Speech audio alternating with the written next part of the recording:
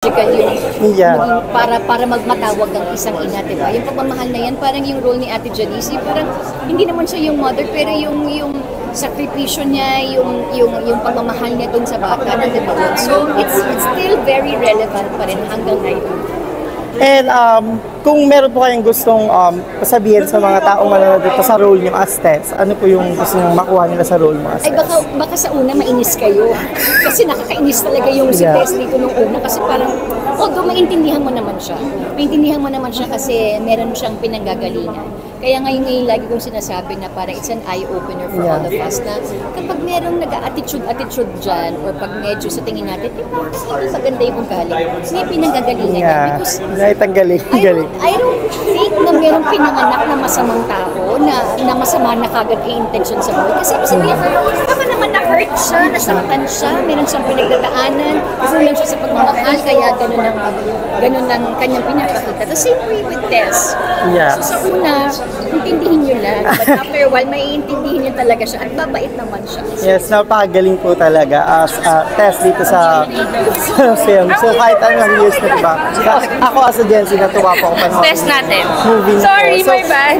Yeah, so ngayon nabanggit niyo po yung movie kasi about mother death. Hello. So how will you as a mother? Hello. Mavi, kala. Sorry, my bad. Okay naman ako kasi parang ang hirap kasi Ay, hindi ko magana. As a mother, parang mas maganda diba? sa kanila. Walang sound. Diba? But, you know, Weird, no? wala naman, it doesn't come with a manual. Wala naman yung manual or ano na sabi ko. Oh my gosh, baka yun ang nangyari sa akin. Steps para madali, diba? Basta ako, I know that I'm just here for them. I-check niya kung ganyan. Siyempre, gagawin ko ang lahat para sa kanila. Diba? Baliktad ko sila. Suportahan ko sila. Kasi mother. And speaking of being a mother din po, recently lang po kasi, dami nagtatanong, si Mavi pumasok ng bahay ni Kuya. Hello.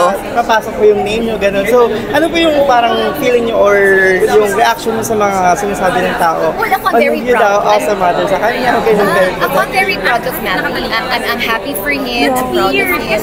Kasi nga, he's part of PBB and he was able to experience kung ano ba yung pakinamdam na makapasok sa bahay ni Kuya. USBC. So, proud kami. We always watch him. Gabi-gabi nakatutok na lang kami sa PBB.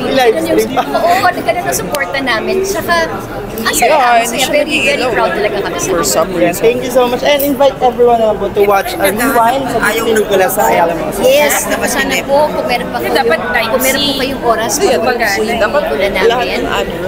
Kailan ka magiging akin? April 9 to April 13 sa Ayala Malls ulit. So, sana po sana po mapanood niyo po yung movie namin. Thank you so much po and congrats ang galing. Thank you.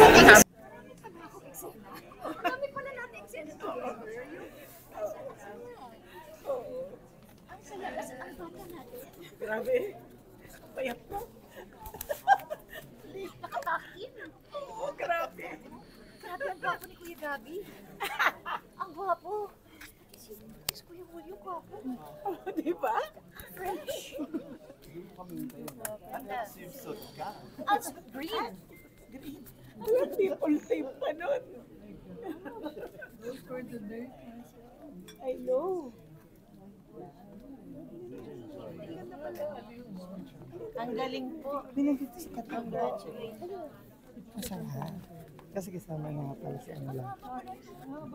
Pero pala yung mga pelikula dati, hahaba. Kaya pala nagtataka ko, sabi ko, bakit parang ang tagal na hindi pa nagiging si Lady Lee. Kanina po namin siya sabi, kasama si Lady Lee dito. Kailan pa siya lalaki? Lady Lee. Lady Lee. Yeah. Nag-message sa akin yung ano, yung baby. Yung baby. Yung baby na Yung Mariel. baby, yung baby. Ako po yung baby. Di ba pinost ko siya sa TikTok? Sabi niya ako po yung baby. Ay. Wow. Forget. I know. Super Also, you there? Oh, yeah. Tama. At that age, parang ano pa sa,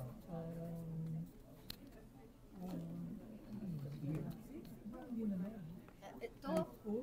Yeah, high school. High school. Third year high school. Di ba nga kung lumalabas kami sa Radio Judy? Oh, yes. Yes. Pero hindi yan yung first movie.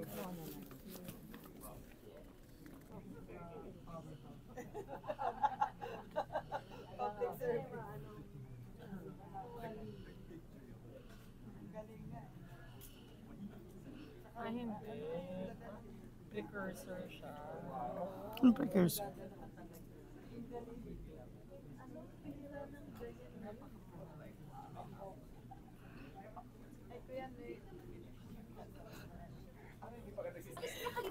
At saka ang bilis ng pacing. Nakita mo si Cassie, so. Nakita mo si Cassie. Sino?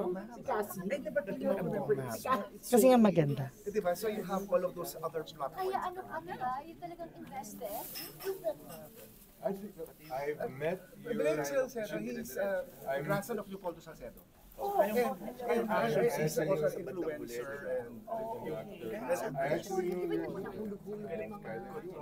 Really? Yeah. Wow. Kyla, I knew her since Kobe. Okay. And Yuan, I hung out with him a lot in college. Okay. He helped me Kamagana out. ka nila. Kamagana.